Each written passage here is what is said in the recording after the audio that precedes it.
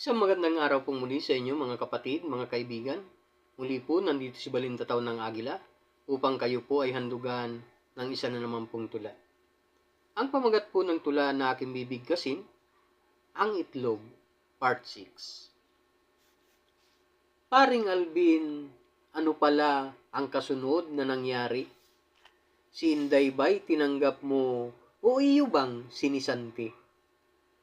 Ako pare maawain, lalo na at sa babae, lalo't ito ay maganda at talagang super sexy. At nang kinabukasan nga nang ako na ay nagising, akin na ngang inihanda ang itlog na lulutuin. Ngunit tila nagbago na ang nais ko na kainin, binati ko itong itlog, scrambled egg, inihain. Ngunit ng araw na iyon, iba ang aking nadama.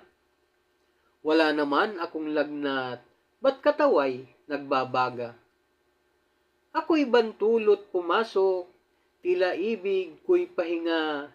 Itong akin ngang katawan, inilatag ko sa sopa. Nang si Inday ay nagising, pumunta siya ng kusina. Nakita niya ang itlog ko, natatakpan sa lamisa. Siya ay lumapit sa akin, ayaw niya raw ng malata, gusto'y itlog na matigas, ang gusto niya ay nilaga. Ganyan ba talaga pare, itong tunay na nangyari? Sa halip kang magpaglingkuran, ikaw ang siyang nagsisilbi.